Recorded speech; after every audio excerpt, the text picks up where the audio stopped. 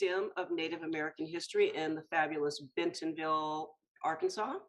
I'm Charlotte Buchanan Yale, director of the museum. It's always my honor to walk through those great doors every day. And today is our monthly program, Hear Our Voices, that's curated by the magical Cherokee storyteller, Ms. Gail Ross. Before we get started, we always want to acknowledge that we are broadcasting live from the ancestral home of the Quapaw, the Caddo, and the Osage nations. And what we do with our mission at the Museum of Native American History is we braid time, and it's our honor to connect the past with present day Indigenous cultural leaders, trailblazing, making history today. And we forward this on to educate future generations, and we hope that you'll build on traditional knowledge and create whatever your talent and gift is, sustainable plans for the planet. And that will move us into next month, which would be our Earth Day presentation. But right now, this is our month. It is Women's History Month, and we are dedicated to women around the world. And we have the most perfect presenter for you today. And I'm going to turn this over to Ms. Gail, but the title of this is Drawing Strength from the Past for the Forward Journey. And, the stories today always going to remind you that history starts at home. All of you boys and girls of all ages, start talking to your family. It's so important that you know who you are and we put roots into this beautiful earth that we walk on. Ms. Gail Ross, are you in the house? I am in the house. Well, it is always my pleasure to introduce the fabulous storyteller who curates our monthly program, Hear Our Voices, Ms. Gail Ross. Osio Binali, I'm so glad to be back with you, even though it's Zoom world and not yet Meet Space. But I'm really happy to be back today to introduce a dear friend of mine and an incredibly talented woman. Eldrena Douma grew up in a world of stories from her Laguna, Tewa, and Hopi families. For many years, she was a teacher, and those things about her are what add up to her becoming one of the most beloved Native tellers in the country. I've been so blessed to work with her many times. And today she is going to be sharing some really important stories, both from her family and about other Native women who are keeping us on the road, headed in the right direction. So I don't want to waste any more of her time. Please welcome my dear friend, Eldrena Douma. Oh, and there's a story about her name too. She just might tell us. Thank you so much, Gail. I appreciate you more than you can imagine. And it's was a blessing to be able to find out about the Museum of Native American History in Bentonville. I talk about you guys all the time because you're like a hidden jewel in beautiful mountain area right there where you sit. And I know I visited your place just one time, and I love the journey just coming to you. And so today, what I'm going to be talking about mainly are the influencers of my life from the time I was a young girl. I did not realize that there were so many women that had accomplished great things in this world. When I was growing up, all I knew were about the women around me. And to me, they were great women. They were strong women. Some of them had to raise families on their own. And many of them had many children, but they didn't seem to complain. It was just a way of life. You just did it. You figured out a way to do it. And because we lived in villages, Pueblo villages, when I was growing up, we had people all around us to step in and help us in whatever capacity that they could give, whether it was just an encouraging word, laughter, a story, taking care of the children, bringing food over, inviting you to come eat. There was always something that you could do as a community. And I think that's the thing I miss the most, living away from the villages that I grew up with, is that even though I live in a community here in Texas now, pretty much if I need to go amongst people, I have to make that effort, but it's worth it to me. And so, first of all, I'm going to tell you a little bit about my name. My maiden name is Douma in the English pronunciation. It came from my grandfather, but his name was Dauma, and it means singing as you go. When I was younger, I remember my saya, her name was, English name was Nellie, and I knew her as Saya because in Tewa, that's what we call our grandmothers. And so I was living with my Saya and my dad in Arizona, right below First Mesa, Palaka village. And she would constantly be telling me about life.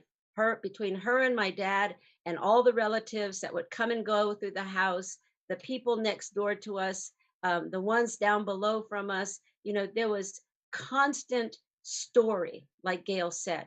It was like just breathing air. It was there. And so when I began my journey as a storyteller, I didn't even know that was something that people did professionally until it was brought to my attention. And so my grandmother sat me down one time and she said, "Come here, I want to tell you something." So I went and sat beside her and she says, "Now I know that you're a woman, you're a girl, you're going to be a woman. But one day when you get married, you are going to be carrying on your husband's last name. But you have brothers, and I don't know if they will ever learn about their last name. It came from your grandfather, Douglas. His name used to be Thauma. And when he went to boarding school, they could not pronounce that or write it. So they gave him the name Duma, and they gave him the name Douglas. When your father was given that name Douglas, he said, "What does that mean?" And the people said, "We don't know. It's just a name, and we're giving it to you." And he thought that was strange that people would just hand out names for no reason at all and never have the meaning behind it. Because, she said, we are all brought up with names that have been giving us through clans or family. And so that is the name of how your grandfather got the name Duma, but it's actually Dauma. His aunties gave him that name because every time they would see him coming down from the mesa, going to his field, he would always be singing. Everywhere he went, you could hear his songs. And so that's why they called him that, singing as you go. And so I remembered that, and I said, "Saya, I'll try to remember that, and I'll tell my brothers one day." And that one day came, and I was able to tell my brothers about that. Little did she know that she was creating in me a vessel that was going to be able to carry stories. And the stories that I love the most, I know a lot of people when they bring me to their place, they want to hear about the animal stories, the folk tales, the legends, the myths. And the stories that I love the most are the people stories. And so anytime I have an opportunity to come and sit with somebody, I want to know their story. And when they tell me their story, there's always a link to history. And so a lot of the women that I'm going to bring up to you today, they are a part of history. And some of them may not be in the books that I'm going to show you, but they have a story and they have influenced me with their life story. And I might be able to mention them too if I don't forget.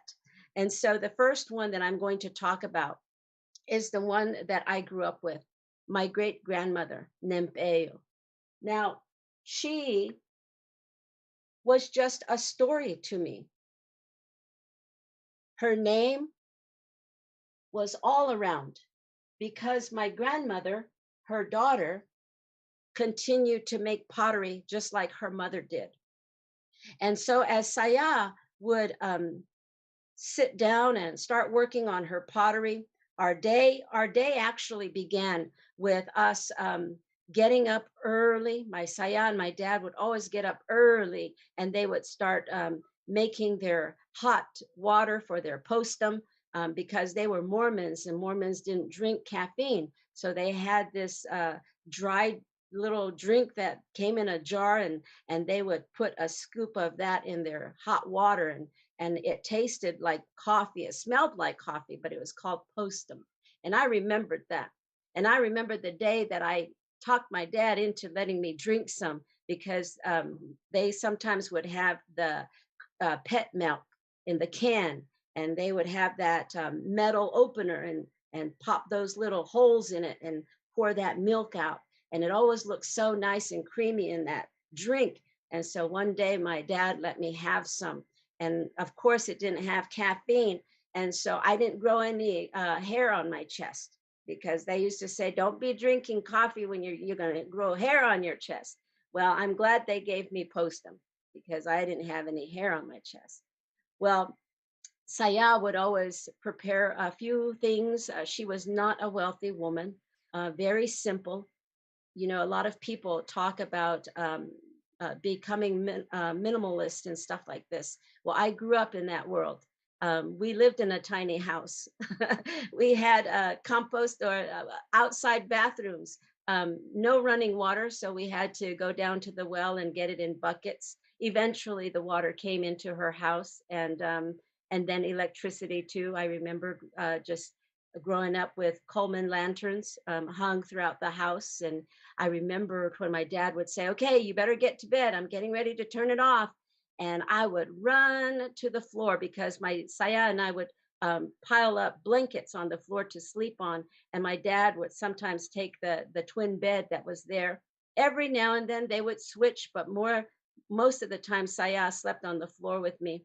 And my dad would say, I'm going to turn off the lantern now. So he turned it off. And I just remember, wherever I was going to make it under the covers before it went off. And you could hear that sound. And as soon as that sound was over, I made sure I was under the covers. Now, stories didn't stop just because the lights were off, because that was when we would have our nighttime stories. And I became a question bug, and I'd start asking them all kinds of questions. And I'd tell my dad, Dad, sing me a song so I can go to sleep. And he'd ask, well, what kind of song would you like me to sing? And I would give him my list: Corn Boy song, Morning Kachina song, the velvet shirt dance songs. I used to love hearing those. And one time when we were up on top on the mesa, we would go to the plaza, and the houses would be all around the plaza like a square. And the people could go up on top of the people's houses and sit on the edge and look down. Of course, people down below had their chairs all around, so that when the dancers came in, they would greet them. But I liked sitting on top of the houses looking down, because you could see everything. You could see the kachinas coming, and the dancers and the singers right there along with them. My favorite of that group was the one that usually was an older man, and he would come in, and boy, he would be telling the story of the song with his hands and moving his hands all around while he was dancing too. And I would sit there and say, Dad, what is that man doing? What is he doing? And he said, he's telling the story. He's telling the story to the people of the songs that they're singing. And so you watch his hands. When he lifts them up, he's talking about the clouds and the rains that are coming, and what direction these songs are coming from, and all of this. And that was my favorite thing. Maybe that's because I realized as I grew up that when I told stories, I couldn't tell them without using my hands. And so Zoom has helped out with that. I can't flay them all over the place. Um, One of my friends that lived here in Amarillo, she was from the Oto, Pawnee, and Potawatomi tribe. She used to laugh at me, and she'd say, oh, sister, I don't know what would happen if we tied your hands down and asked you to tell a story. I don't think you could do it. I said, well, I'd probably move my whole body instead. And so she would just laugh at me. But getting back to me growing up with my great grandmother, stories Nempeo, my grandmother, Saya, she and my dad, they worked together. They were kind of partners. She would get her pottery work out of her little desk that she had. Inside that desk, she had her paint rock.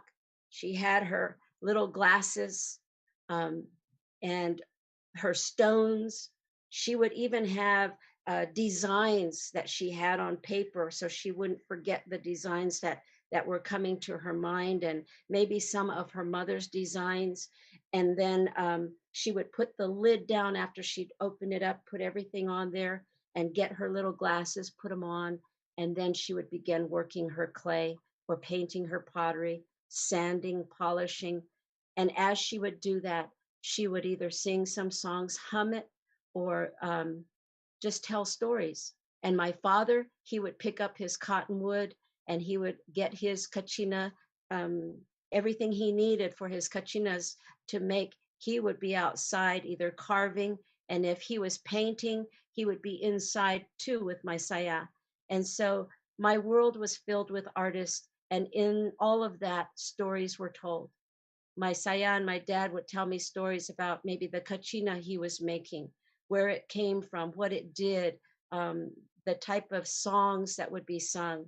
My saya would tell about the times that she was growing up with her mother and the journeys they took. And so I would sit there and listen to all these stories about the Grand Canyon. Um, and then one of my favorite stories was when she said that one day some people from the north came to get her and her mother and dad and several other Hopi people, and they were going to take them in a wagon to the train station. Now, she never told me what train station it was. It could have been Winslow, it could have been Holbrook, but they were taking them there because they were going to take this train to a far off place. And so she said the journey to the town was long. And when they got there, they had to wait because the train was not there yet. And so they were sitting around talking to themselves. And now I did not know this at the time, but in one of the books that I had read about my grandmother, um, there were several books that are written about her. And so when I was looking through it, in one of the books, it said that Nellie Douma was allowed to go with her mother and her father to Chicago as an interpreter. And she was just a young child. I did not know that part of her story. And so, this story that she was telling me, that was that story in the book that I was reading. And after I finished, I just kind of laughed and I said, Saya, if I would have known that somebody was writing all about this, I would have asked you, you know, your side of the story. What did you think about traveling? And then they said that she was allowed to take another friend with her. And that piqued my curiosity. When I read that, I said, well, what friend did she choose to take? Of course, it was probably just to keep her, give her a companion along the way. But she said when they got to the station there, they waited for the train. And as soon as the train, they could hear it coming, all of the people were getting together, gathering up. And then they heard the conductor say, all aboard. And so they all began to get up, and she would interpret for the people because she could speak Tewa and Hopi and English. And so she would tell everybody what was going on, what they needed to do next. And as they came out onto the landing part of it where the train was pulling up, that's when her father saw what was before his eyes. Have you ever thought about what people thought when they saw something for the very first time? Well, when my grandfather great grandfather had seen this, he stopped in his tracks and he told his family that he was going to turn around and go home. Well, that shocked them, and they said, what are you talking about going home? You can't go home. We're here, that we're getting ready to leave to the place that they're taking us. And he said, I don't care. I'm going to go home. And they said, you can't go home. Look, it's already late. By the time you go, it's going to be dark and we don't have a wagon for you to go back. And he goes, that's okay. When I was a young boy, I used to run these desert lands to bring mail to these places. I know my way. And they said, yes, but you're not a young man anymore. You're an older man. What happened? Why are you changing your mind? And then he looked out and he pointed and he said, I'm not going to get on that black snake. And they said, what? I'm not going to get on that snake. Look, it's eating up the people. Why would we go over there and feed ourselves to the snake? And they said, no, no, no, that's not a snake. That's called a train. It's putting people on it so that it takes them where they want to go. I don't care what they say. That's a snake and it's eating people. Well, they had to spend time to convince him to get on that train. So they got on, got off, got on, got off to show him that they were not getting eaten up. They finally convinced him to get on the way they went. Now, Saya said when they got to this place, it was a long ways away. And when they got there and they got rested, the people that brought them took them to the place where they were going to be displaying all of the artwork. And they said people from all over the world were going to come and see the work of the native artist there. And so they had potters, kachina doll makers, moccasin makers, weavers. They had people from other tribes there too. And so Saya said that when they got there, they said, Nempeo, we want to take you to the place where you are going to be for the people to come and see you and your work. And they walked them to this place and they opened the door, they took them in, and she said, this was a big place. And they said, what do you think, Nempeo? What do you think about all of this? And she looked around, and in particular, they wanted to know about the pottery, what she thought about the pottery. And my Saya said that she walked over because her eyesight was kind of not so good at that time. So she had to get a closer look, and she inspected all of the different pots that were there. And finally, she stood up and said, whoever was the potter sure knew how to do this work. They're good potters. And they all looked at her surprised. And they said, Nempeo, do you not know who did all this work? No, but whoever they did, they're good potters and somebody taught them well. And they kind of looked and they said, Nempeo, all of these are your pots. We have brought them in from collectors throughout the world so that the rest of the people could see everything that you have done since the time you were young.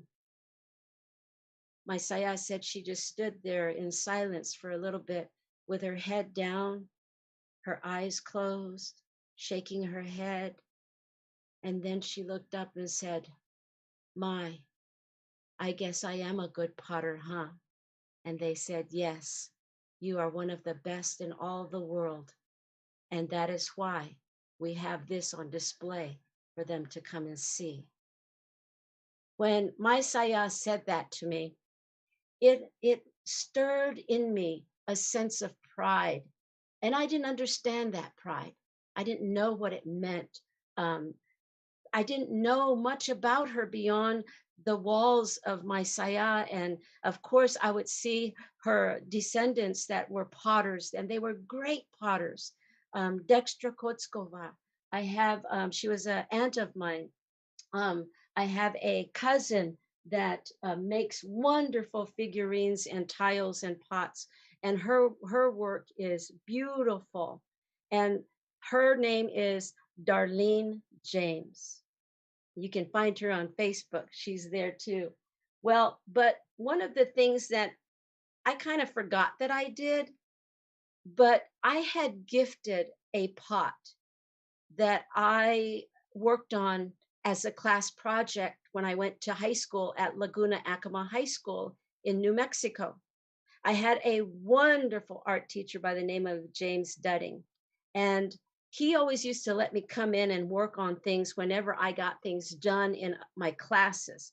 Now, that was a good way to inspire me to get work done, because he said, if you get your work done in your classes and your teacher gives you a note, you can come here and work on some things. And I loved art. And so I saw a pot that was in his kind of his storage area. And I said, whose pot does that belong to? And he says, I don't know. Somebody made it and they never came back and finished it. And I said, can I go ahead and take that pot and maybe put a design on it? He said, sure. I said, will it count as one of my grades? And he said, yes. And so I took it. And I made this in high school. I painted on it when I was in high school and got a grade. And I didn't even realize this, but I had put my picture at the bottom of it for my friend. And so when my friend was leaving their office and retiring, I was contacted. And the person told me, now, Drina, I know you gave this to me as a gift, but I don't think my family would appreciate it once I'm gone like your family would. And I don't, I'm not doing this because I don't want it. I do, but I'm afraid that if a time comes when I'm gone, what will happen to it? I'd much rather it be in your family. And so I had forgotten all about it. And when I received this gift back, oh my goodness, I thought, oh, I remember I have a picture of it, but now I have it in real life. And it can be something that I give to my children, if not for nothing else, just the fact that I say to myself, um, if I had chose to become a potter, that right there gave me an example that I could do it. And so with that being said, this one looks very much like it. This is the work of my saya, and I kept this because there's a story behind it. One day when my dad and we were cleaning up around the house, and Saya had gone outside because she had was baking her pottery, and she was going to go out there to go check it and see how things came with the pots. Now, if any of the potters are out there, you know that your heart kind of skips a beat when you're going to uncover what the fire has baked, because you never know if you're going to get back what you put in there. And so all of a sudden, my father and we heard her screaming outside, oh my goodness, oh no. And so we ran outside to try to find out what was going on. And we said, Saya, what happened? And she said, oh, a second. She said, my pot, she said, I guess when the wind was starting to blow, it didn't let the fire get hot enough. And some of the wind kind of cooled it down probably too fast. And so it broke several of my pots. And some of them didn't completely turn brown. They still have a little bit of gray on it. So they're not completely baked. And so she had grabbed this one. And I said, Saya, I said, what are you going to do with that? She goes, oh, I'll just break it. I said, why? She says, because it's no good. She says, it's broken. And she says, I'll just break it and use it for my other pots to come to protect them. And that's what they usually do. They go ahead and reuse the pots to protect the pots they're going to bake the next time. And I said, Saya, no, don't break that. I will take it. Let me have it. And she says, no, this is broken. She said, I'll make you another one. I said, Saya, you say that, but whenever the tourists come, the pots you're working on or you're baking for me, you end up selling it to them. This might be the only one I have. And so she said, okay. Well, the back part of it came off. And the part that was back here just kind of fell, and I grabbed it. thinking that one day I would be able to put it back on. But through all my moves, I think I lost it somewhere. But I still have her pot. And I'm glad I kept it because I never got a pot from her. And so even though this might be something that would have been broken or thrown away, isn't that kind of like life? Sometimes when things are broken, we think that they're no good, but others will see the value in it.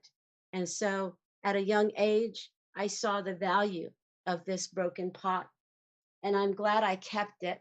Makes a great story, but it's a great memory of the things that I was surrounded by when I was a young girl.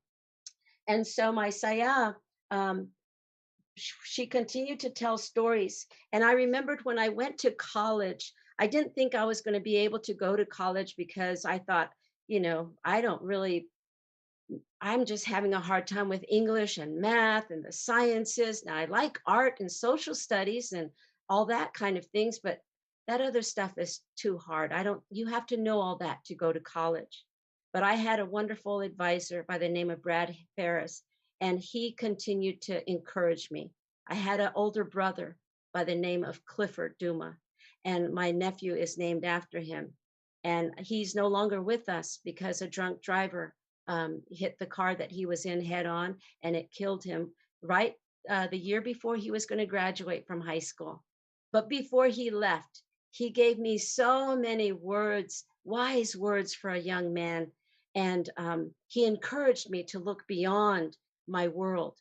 I couldn't do it at the time. I said, brother, I can't, I just want to graduate. I can't see myself outside beyond Laguna or any place else. I feel like my destiny is just to, get married, find a job here, and I think that's pretty much what I'm going to do. And that would be good if that happened. And he said, but Drina, I want you to think beyond. You can always come back here. You can always come back here, but think beyond here. What do you want to do? Where do you want to go? I couldn't imagine. I just couldn't imagine. And so, but he continued to feed me. He continued to feed me and give me his experiences with people. Um, and so after he passed away, it's almost like all of those stories that he had filled me up with were starting to bubble up and starting to come up and make its place in my head. And I would remember, oh, yes, my brother said this, or my brother encouraged me to do this. My brother, I can, I can graduate. I can do this and I will do this. He wanted to go to college. I can't even imagine going to college, but he wanted to go to college. So I'm going to do my best to go to college on his behalf because that was what he wanted. And so I know looking back, he probably would have said, Drina, don't do it for me, do it for yourself. And so I was honored to be blessed by a wonderful, loving brother. And so when I did go to college and I was accepted, um, one day when I was in class, our children's literature teacher said, I want you to go to the library and look up these books and um, talk a little bit about them. And in our next class, she gave us a list. So I never really went to the library. When I was growing up, the library back at our high school was dreary and um, hardly any color, no life. It's like, ooh, I didn't even want to be there. The books had no pictures, anything like this. And so it was not my joy to be there. But during the time that I was going to college, the authors that were coming out and the children's books that were being made were just vibrant and full of life. And so I happened to be going in that direction. I stopped where it said the books on history, and then at the bottom it had Native American books. And while I was walking by, I was seeing books that had the name of my grandmother, Nimpeo, my great grandmother. And I said, what? There's books written about her? And so I started to pull them out one by one. And I opened the pages and I thought, oh, as I read them and I saw pictures, I thought, oh, these are the things that my Saya was talking about. Who are these people that would be interested to write a book about my great grandmother? And then I heard from one of my relatives that there was going to be a pottery exhibit in Albuquerque on the campus of UNM. And so it was called Seven Families in Pueblo Pottery. And I knew that my grandmother was going to be there. And so I got a ride from somebody because I did not have a car. And I asked somebody to take me with them and drop me off at this place. And so they did. And I went to the museum and I knew my Saya was going to be there. And so I walked in very quietly, and they had these humongous pictures of the people hanging from the ceiling, and all my relatives were there. And I was just so excited to see these huge pictures of my relatives hanging down. And, you know, my grandmother and her daughter, Marie, they, along with the rest of the Nempeo clan, they were all there, big pictures. And then all of a sudden, coming through these doors were two older ladies, and they were talking Tewa to each other. And they had their shawls around. They were kind of waddling out together, and they sat down on a bench and they continued to talk. And right as soon as they sat down, I saw some people that were coming through the exhibit, and they were English speaking people. And so they were talking to these two older women, telling them what a beautiful exhibit it was, how happy they were, and what beautiful work they do, how honored they were to be there and to see them. And the two ladies were shaking their heads like this and smiling. Thank you, they were saying. And so after the people left, I continued to watch because I knew what was going on. And these two older women, they sat there very quietly. Finally, one of them broke the silence and leaned over to the other and said in Tewa, "Do you know what those people were talking to us about?" And the other said, "No, I thought maybe you knew." And they started laughing. They said, "No, I didn't understand a word they were saying." And so sitting next to my Saya Nelly, right here, was Maria Martinez.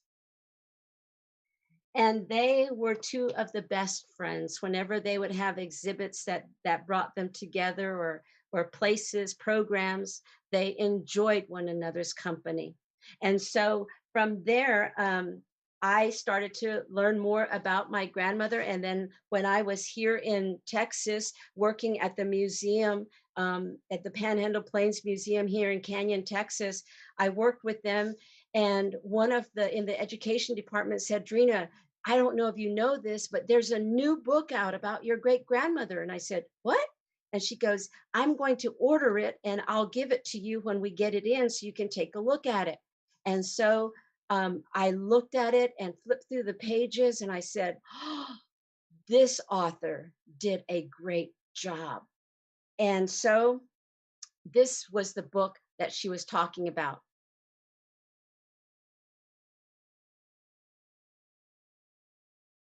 Now, before I had seen, she kind of told me about it, and she gave me the name and who the author was, and told me a little bit more about it. And I said, "Okay, I'm going to Albuquerque and I'll see if the Pueblo Cultural Center has it in their bookshelf." And so when I went there, I went specifically to see if they had it on their bookshelf, and they did. And I walked in there and I said, "Oh, there it is. There's the name. Kramer was on it, and Nampeo right here on the edge." And so I went, and it was kind of on a top shelf, and I grabbed it and I pulled it down. Now I had seen pictures of my Saya Nampeo, but she was usually looking down, working on her pots, or looking to the side, or something like this. I never saw her face to face. And so when I pulled it down and I turned it and I saw her, that was the first time I ever looked into her eyes. And I looked at her and I said, Saya, I said, I'm in Tewa. I was telling her that I was her granddaughter and that her daughter, Nellie, was my Saya and my father, who his name was. And I said, I finally get to see you face to face. And so I held her close and I thought, you know, you have been a good influencer in my life and you didn't even know it back then. And so that's a little bit about Nempeo. One of the other things that I wanted to touch on was as my life was starting to continue to move on and move forward, there were many things that came up into my world. And when I came here to Amarillo, my daughters were basketball players for the city of Canyon, and they were called the Canyon Lady Eagles. And the program has over 10 state championships. I don't even know what the number is now. But when my oldest daughter, Catherine, was playing, she was with great players, and they had great players even before her time. But they were going to state, and Catherine was able to have back to back to back state champions. And in one of the years, they were considered one of the national basketball girls teams. And so she was a part of that her sophomore year. And then her little sister came behind her, Sherilyn, and she too won state champions. So we made that route from Canyon, Texas to Austin before they moved it down to San Antonio. But one day I went to the Panhandle Plains Museum's archives, and the lady there knew me well. And she said, Drina, she says, when I knew you were going to come in, I set out some magazines and some books on the table that you like to look at things at. And so take some time and go through it. You might like some of the things I have there. And I said, oh, thank you, thank you. And so in one of them, there was a magazine from Montana. And I started flipping through it and I'm thinking, oh my goodness, what? And then I started to discover that this is just a copy. I know I can't see it. It's been marked on and everything because I've had it in my possession. But it was about the Fort Shaw ladies that won the world championship during the Louisiana Purchase exhibition that they had. And it was in St. Louis, Missouri, back in 1902, I believe it was 1904. And so I was reading up about them and I thought, where were these stories when I was growing up? Never heard about these girls. And it was back in the early 1900s. The thing I really enjoyed most about that story, because my aunties and I at one time were cheerleaders. And whenever I would see my aunt in Maryland, she would always show me the cheers that they would do at the Albuquerque Indian School boarding school. She was a cheerleader there, and she would get all riled up, and she would get down on her knee, and she would just put her fist in the air and tell me all kinds of stories about her becoming a cheerleader and what they did. And so when I saw this cheer in the story, because the girls, the basketball was brought to the boarding school, and at first it was for the boys, but the boys kind of thought, it didn't hold their interest. And so the coach teacher there, they said, well, let me introduce it to the girls and see what they think about it, because a lot of times they do things together. And so he did, and the girls caught on and they were good at it. And so from that point on, these girls were competing with area schools, high schools, colleges, boys, girls, and then their ability was so well known that they were invited to go to this Louisiana Purchase exhibit and kind of live at what they created like a model school. And so they were making their journey from Fort Shaw Indian School all the way across country to Missouri. And along the way, they had competitions. And that was a way that they earned funding to get from one place to another. And also, one of the things that they did is that even though they were basketball players, they also were very well in music, singing, poetry, reading, all kinds of things. So they would take their traditional clothes with them so that after the games, they would put on a performance for the audience, and the audience would pay to see them and watch them, and sometimes pay to watch the games too. And so that was how they got the funding done.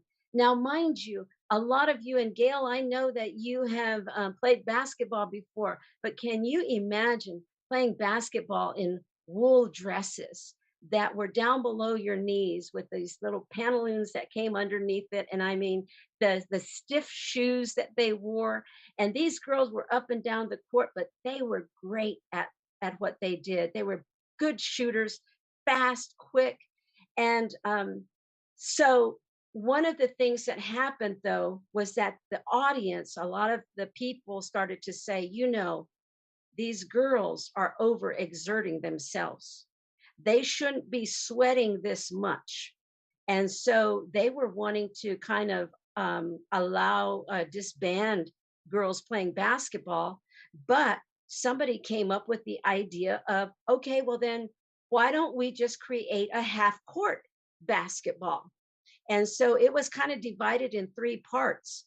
And so the girls could not go beyond a certain place if they were playing a certain position. And so that's how a lot of schools, even here in the Panhandle, I hear women talking about that they only played like half court basketball. And I thought, oh, that was probably really hard, especially if you were able to do the full court at one time. But these girls did it. They went on to go and compete, and they were up against one of the toughest teams when they got there. One by one, teams were coming in to play them. I don't know, maybe 3 times a week or something, and they were just beating them, beating them, beating them. Finally, this team came in to compete against them.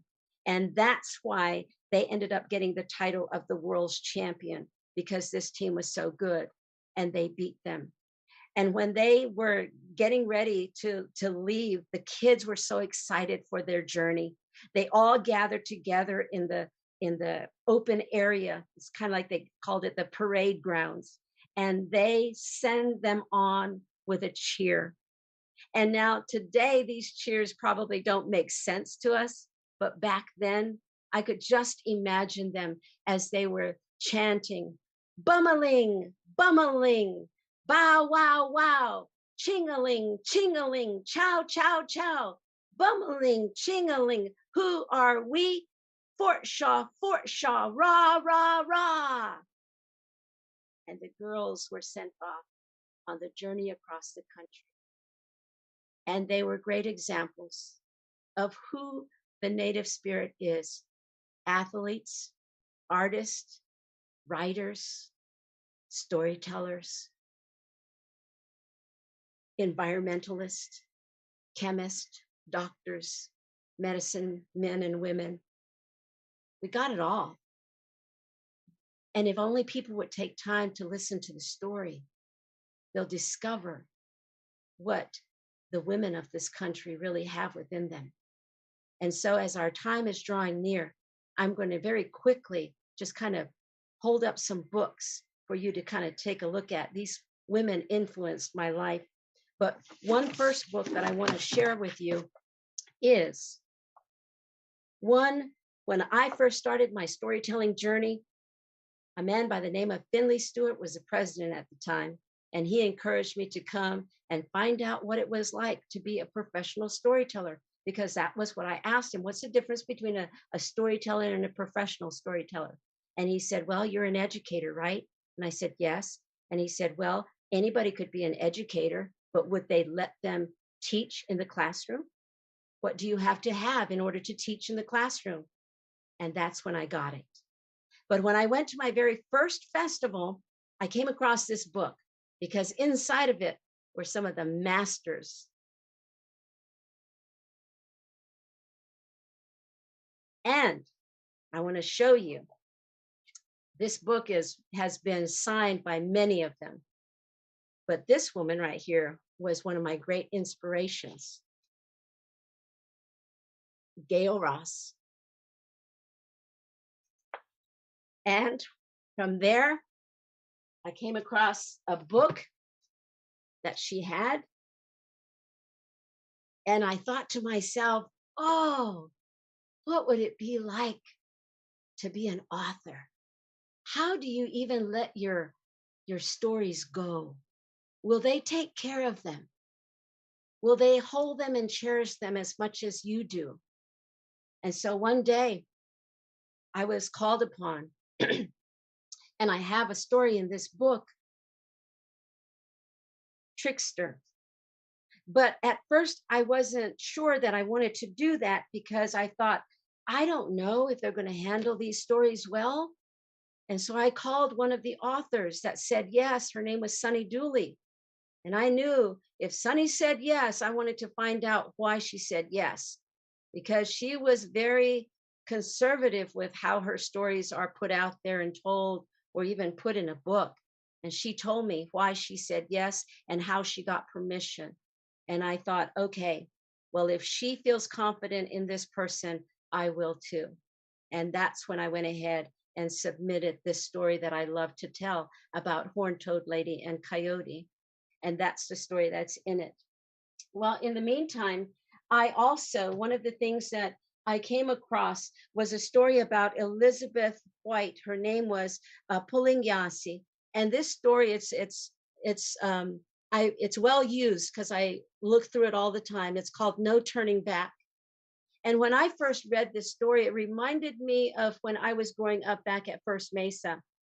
But one thing that stood out in this book to me that touched my heart is that she said when she was a young girl back at Second Mesa, or not Second Mesa, it was Second Mesa.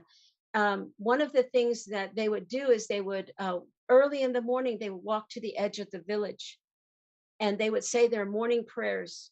Many families would all be coming out of their houses, walking to the edge of the mesa, and they would say their morning prayers. And before they would turn around, they would spit.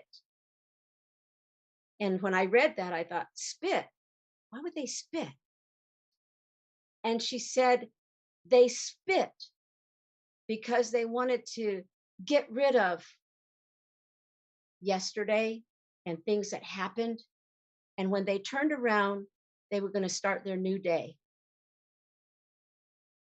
And visually, I thought, oh my goodness, what wisdom.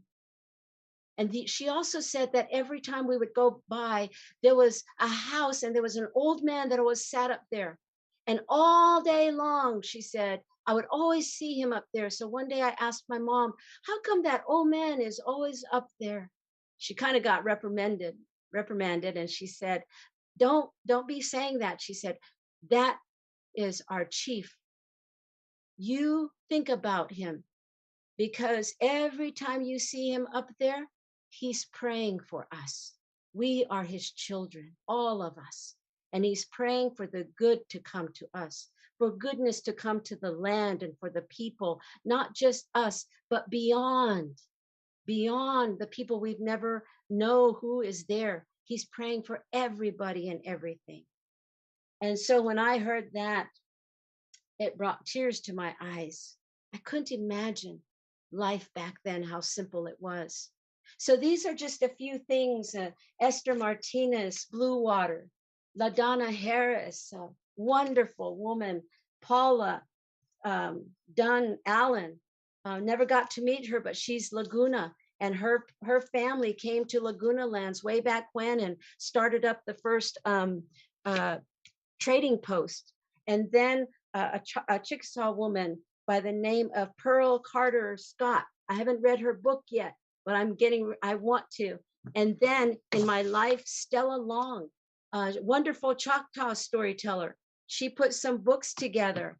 And then one of the people that I want to mention, she's not native, but she did wonderful things for the native people throughout the world, and that is Angie Debo. She wrote a book, And Still the Waters Run. This is a powerful book. If you ever have a chance to read it, especially if you live in Oklahoma. Um, she got in trouble for that. I mean, she had to be careful as she was researching the information for that. She said, sometimes she had a little bit of fear in her as she was putting this together. But I want to thank everybody. I know the time went by fast. That's what storytelling does in our world. It just goes by so fast. But we always want to take time for the people because we're not promised tomorrow as people. And of course, our loved ones, we don't know if they're going to be there when we go home to see them again. So always cherish those times. Take time to just be with one another and to learn the history of the people that you come from. So I thank you and have a great week. Drina, can Yes. you tell us a little bit about a woman that all of Native America was so inspired? The very first Native head of the Department of the Interior. We were used to having Indian people heading up the Bureau of Indian Affairs, but this woman is over the whole department. And I know she's someone you know about. And Yes. Yes, I remembered her when I was in high school at Laguna Acoma High School. Her family came through, and because they were military, they were moving constantly. But there was a portion in time when the girls all came and were part of the Laguna Acoma High School, and so I knew Deb Holland, and I was classmates with her sister Denise, and so they were wonderful women. My mother loved to talk about their mother. She said that she was just a kind woman, very well educated, and she was so proud of her accomplishments. And so when Deb was going through all that the just going one day at a time, one day at a time, I would hear about her through her sister Denise, because Denise had a arts and craft place and a little bakery shop, a little cafe sandwich soup place. And whenever I would go there, I would visit with her, and she would tell me about her family members, and she would talk to me about her sister Deb. She was making some, I think it was salsa that she was putting in jars and selling them and stuff. And she would, her sisters would always help her and everything. And then she talked about her being the Democratic chair, I think, for maybe New Mexico or something. And so I said, oh, well, and then I saw her on TV. They had spotlighted her, and I said, oh, there's Deb, and so through that time, she was running for different offices and learning a little bit more about the government and all of this. And a lot of times, because we would just hear about her things. And then she was a part of the Laguna Development Corporation, that is a business entity of the tribe. And so I would hear her name here and there and not get to see her very often because she lived in the Albuquerque area, but very supportive from a distance of what she was accomplishing in the world. And when she was up there getting sworn in, I just could just imagine the excitement that was coming from her mother and her sisters and brother and her family members and her daughter, and just to be there, to witness, to feel the air, to hear the laughter. I know there was a large party from New Mexico that went out there with her, and so I was very proud to see all of them enjoy themselves and to be a part of that history. Thank you for bringing that up, Gail. Eldrena, we have the handsome Siavash that has been looking at some of the comments for you, so we're not letting you go quite yet. Okay. Eldrena, I really enjoyed your presentation and your storytelling. It's amazing how the culture of your Pueblo relatives carry such a beautiful history, and that you can be that medium through your storytelling, the art. I really enjoyed your Saya story, and MPO, and I love pottery, and I love the pottery you showed us today. I've been curious about it, but could you tell us more about how the traditional pots are made? Well, throughout wherever the potters are located throughout the country, because in my journeys I have met other potters, potters from the Chickasaw people, there's Navajo potters, but what I grew up was Pueblo pottery, especially back home on at First Mesa, and so um, the families that I come from, they they would find um, kind of like clay mines, basically, but they knew how much to take and how much to leave. My saya always said, just get enough for what you need. And a lot of times she would take me with her, but she would have me, sit at a certain spot sometimes. And she said, I'm going to go way back here and I'm going to dig for my clay and then I'll bring it back. And then every now and then, I think one time I went with her. I don't remember where the spot was, but it was a ways from the village, and we walked a while.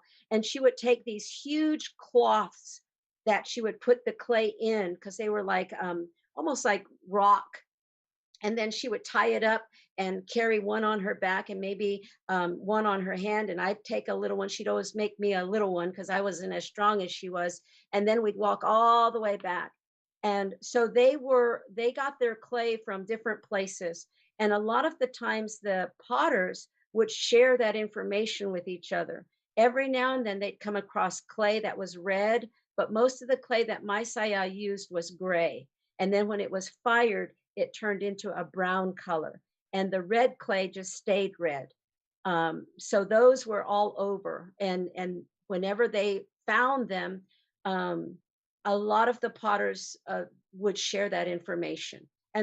But one of the things that my aunt would say, Dextra Kotskova, she would tell uh, her fellow potters, just remember not to take too much, because a lot of times if you took too much too, it could cause it to fall down, and you could get hurt, but it would mess up the landscape.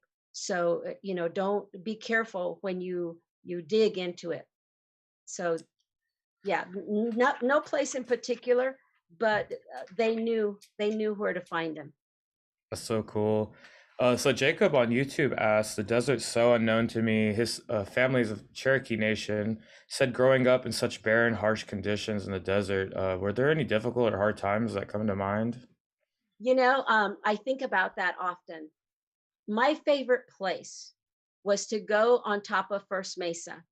After we would get our chores done, my dad and I and my saya, of course, my saya couldn't make the journey like she once did when she was younger, because she grew up there up on top, and then she came down below when they were starting to build houses, and Nembeo was one of the first ones to build a house down below. And they were encouraged to do that by the government, because they said, if you don't start making houses down here, the government's going to think that you're not going to use it, and so they'll start taking land from you thinking that you're not going to use it. And so the people were always on top of the mesas for safety reasons, really. And then eventually, when the first ones started coming down, then eventually more families came down. But they had trails going up and down. And my dad and I would take those trails because he wanted to go and visit his relatives up on top. And he would invite me to go. And as we would go up the trails, we would look back, and as the higher up we got, it was just beautiful. The sand was so soft that your feet just kind of dug into it. And then I would go sometimes on my own and just sit at the edge of the mesa where no houses were. It was just the rock, the solid rock up high, and it would look out over a sea of desert, and so quiet. You could hear people talking that lived down below on the far end of Palaka, the town.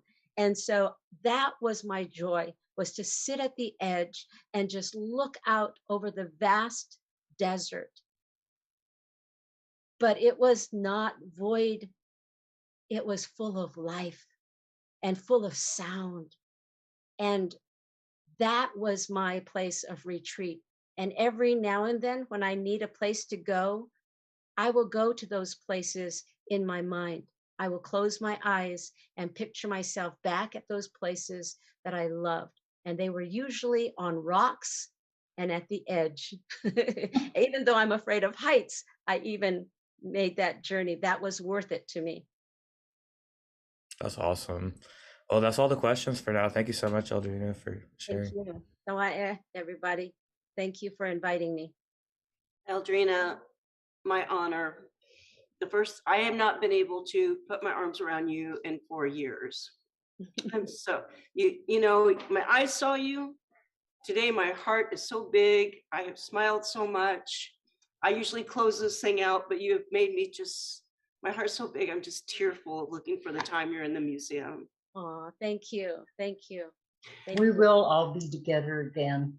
Yes. Oh, we And- are. You've been on our 9-foot Jumbotron. People have been enjoying you here in the museum.